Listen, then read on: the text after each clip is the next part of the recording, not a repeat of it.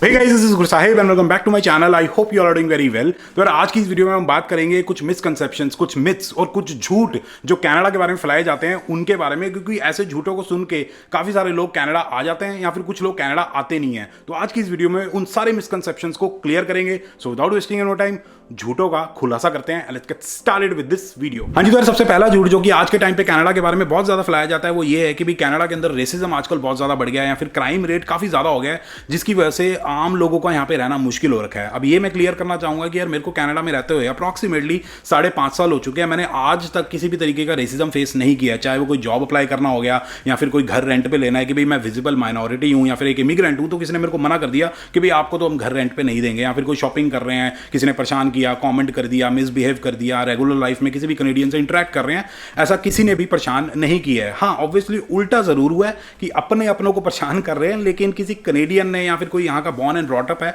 उसने मेरे को कभी भी किसी भी तरीके से रेसिस्ट कमेंट वगैरह नहीं किया है। तो हिसाब किताब बढ़िया है। और अगर क्राइम रेट की बात करें तो यार हर कंट्री में कुछ ना कुछ ऐसी स्पेसिफिक सिटीज होती हैं जहां पे थोड़ा सा क्राइम रेट ज्यादा होता है, तो उसका सोल्यूशन यही है कि उन सिटीज में आप मत जाओ, उनको अवॉइड करो। लेकिन अगर जनरली बात करें कि रात को 12 बजे 2 बजे 1 बजे कहीं मैं पैदल जा रहा हूँ, जॉब से वापस आ रहा हूँ, काफी बार जैस्मिन जी रात को 12 बजे जॉब से आती थी, आज तक हमने कोई भी क्राइम वगैरह फेस नहीं किया है। अब ऑब्वियसली अगर आप किसी डाउनटाउन में जाओगे ये पता होते हुए कि वहां पे बहुत सारे ड्रग एडिक्ट्स हैं या फिर होमलेस लोग हैं जो आपको हार्म कर सकते हैं, और आप रात को 12 बजे वहां जाओगे तो डेफिनेटली रिस्की काम है। और मेरे काफी सारे फ्रेंड्स हैं, काफी सारे नॉन लोग हैं, किसी ने भी मेरे को ये नहीं कहा कि भाई किसी ने मेरे साथ रेसिज्म कर दिया या फिर मेरे साथ बहुत ही बड़ा क्राइम हो गया, मैं रात को 2 बजे वहां से आ रहा था।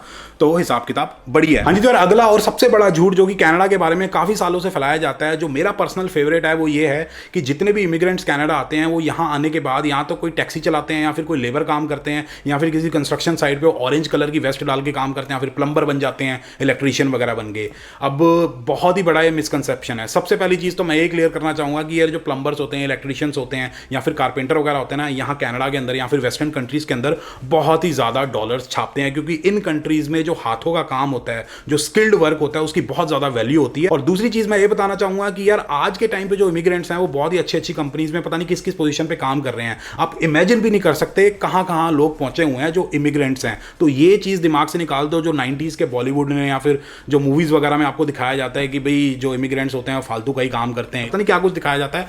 तो यार ऐसा नहीं है। मैं एग्जांपल हूं, पता नहीं कितने ही मैं आपको अनगिनत एग्जांपल दे सकता हूं। तो बहुत ही बढ़िया काम करते हैं, बस डिटर्मिनेशन होनी चाहिए कि मेरे को अपनी पसंद का काम करना है। जहां भी मैं इमिग्रेट हो रहा हूं तो डेफिनेटली आप कर लो। अब यार अगली मिसकंसेप्शन जो कि कनाडा के बारे में काफी सारे लोगों को होती है वो ये है कि भाई यहाँ पे तो पैसे जो होते हैं ना वो पेड़ पे उगते हैं। कनाडा जैसे ही आप पहुंचोगे तो कमाइयां शुरू हो जाएंगी, पता नहीं कितने ही घर बन जाएंगे, अपनी होम कंट्री में पैसा भेज देंगे, वहां पे घर बना लेंगे। भाई देखो मेरी बात ध्यान से सुनना, बहुत ज्यादा मेहनत करनी पड़ती है, अपने आप को बहुत ज्यादा घिसाना पड़ता है। अब ये जो मिसकंसेप्शन बनी हुई है इसका मेन रीजन यही है कि लोग क्या करते हैं, कन्वर्ट करके देखते हैं कि भाई कोई बंदा यहाँ कनाडा के अंदर $2000 महीने के कमा रहा है, उसको सीधा सीधा वो 60 से मल्टीप्लाई कर देंगे जो कि बन जाएगा 1,20,000। तो इंडिया में या फिर अपनी होम कंट्री में किसी भी एशियन कंट्री में लोग सोचते हैं कि भाई साहब महीने के 1,20,000 कमा रहा है कनाडा जाते ही, और नॉर्मल सी जॉब कर रहा है, पता नहीं बढ़िया जॉब करेगा तो कितना ही कमा लेगा। अब यार देखो, तो $2,000 होते हैं ना, वो कोई बहुत ही बड़ी सैलरी नहीं है, बहुत ही नॉर्मल है। एक फैमिली को $2,000 में सर्वाइव करना ऑलमोस्ट इम्पॉसिबल है आज के टाइम पे। बहुत ज्यादा घिसना पड़ता है, तब जाके अच्छी कमाइयां शुरू होती हैं। 3 साल 4 साल 5 साल लग सकते हैं जब आप अपने आप को थोड़ा सा सेटल महसूस करोगे। तो ये हिसाब किताब होता है। अगर आप एज ए स्टूडेंट आते हो, अगर एज ए PR आते हो तो 1-2 साल में आपको सेटल्ड फील होना शुरू हो जाएगा। तो मेहनत करनी पड़ती है। अब यार अगला झूठ जो कि कनाडा के बारे में आजकल बहुत ज्यादा फैलाया जा रहा है वो ये है कि अगर आप 2023 में 2024 में या फिर 2025 में कनाडा आते हो तो यहाँ पे सेट होना या फिर सेटल होना बहुत ही ज्यादा मुश्किल है, बहुत ही ज्यादा डिफिकल्ट है। अब मैं ये क्लियर करना चाहूंगा कि यार ये डिपेंड करता है आपकी पर्सनल चॉइसेस के ऊपर, आपकी प्लानिंग के ऊपर, यहाँ पे आके आप किस तरीके के डिसीजंस वगैरह लेते हो उसके ऊपर, आपका सर्कल कैसा है उसके ऊपर। अगर आप एज ए स्टूडेंट कनाडा आते हो तो माइंड में लेके आओ कि कम से कम 3, 4 या फिर 5 साल लगेंगे आपको सेट होने में, और वो जो 5 साल की ड्यूरेशन है उसमें आपको काफी ज्यादा डिसिप्लिन होना पड़ेगा, बहुत ही ध्यान से अपने डिसीजंस वगैरह लेने पड़ेंगे। यहाँ कनाडा के अंदर सेट होना है या फिर $5,000-6,000 महीने के कमाना, हस्बैंड वाइफ मिलके 11,000 या फिर $12,000 कमा रहे हैं, कोई मुश्किल काम नहीं है, डेफिनेटली हो जाएगा। सारी चीजें डिपेंड करती हैं आपकी प्लानिंग के ऊपर और क्या सोच के आप कनाडा आते हो। अगर आप किसी को देख के कनाडा आ रहे हो कि भाई मेरा दोस्त, स्कूल का दोस्त, मेरा कॉलेज फ्रेंड या फिर मेरा पड़ोसी या फिर चाचे मामे का लड़का कनाडा गया है, मैं भी जाऊंगा, जिद पकड़ी हुई है, चाहे आपकी लाइफ इंडिया में बहुत ही बढ़िया, आपको कोई टेंशन नहीं है, लेकिन स्टिल किसी और को देख के कनाडा आ रहे हो तो आपको सेट होने में डेफिनेटली प्रॉब्लम आएगी। लेकिन अगर आप खुद को देख के कनाडा आ रहे हो कि यार मेरी लाइफ उस कंट्री में अच्छी होगी तो डेफिनेटली कोई दिक्कत नहीं आएगी। तो ये हिसाब किताब है। तो बहुत ही बड़ा झूठ है कि भी आप सेटल नहीं हो सकते। प्लानिंग करो, सोच के आओ कि आप क्यों आ रहे हो, डेफिनेटली आप सेटल हो जाओ। अब यार अगला झूठ जो कि कनाडा के बारे में काफी ज्यादा फैला हुआ है और जिसको सुन के काफी सारे लोग कनाडा इमिग्रेट हो जाते हैं और यहाँ आने के बाद उन्हें पता लगता है कि भी हिसाब किताब थोड़ा सा अलग है।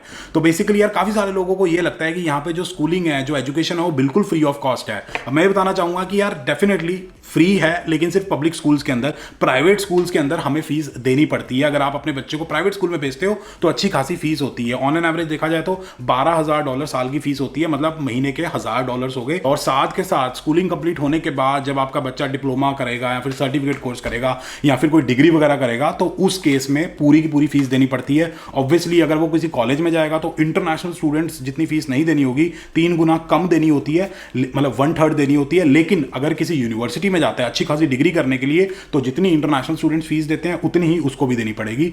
तो ये हिसाब किताब होता है। तो पूरी की पूरी फ्री नहीं होती, देने पड़ते हैं। बस यहाँ पे एडवांटेज ये होता है कि जब 12 साल तक अगर आप अपने बच्चे को किसी पब्लिक स्कूल में पढ़ाओगे तो ऑब्वियसली आप सेविंग्स वगैरह करोगे, इन्वेस्टमेंट्स वगैरह करोगे। तो जब उसकी स्कूलिंग कंप्लीट हो जाएगी उसके बाद आप उसकी डिग्री में कुछ हेल्प कर सकते हो। लेकिन यहाँ पे कल्चर ये है कि बच्चे खुद से अपनी फीस निकालते हैं, कोई पार्ट टाइम जॉब करके या फिर जैसे भी।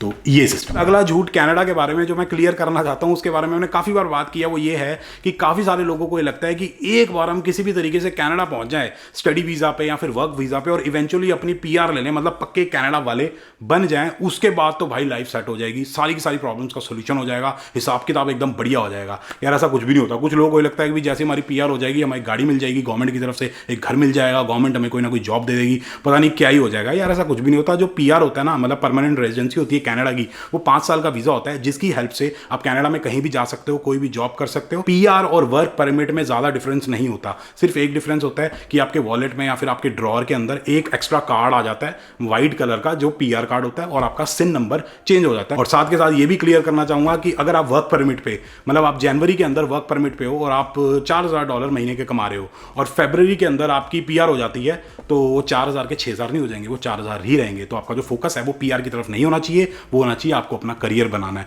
बढ़िया पैसे कमाने, अपने आप को यहाँ पे सेटल करना। अब यार अगला बहुत ही बड़ा झूठ जो कि आजकल मीडिया में बहुत ज्यादा चल रहा है, जिसको मैं थोड़ा सा क्लियर करना चाहूंगा, उसके बारे में मैं ज्यादा नहीं बोलूंगा, बहुत ही सेंसिटिव टॉपिक है।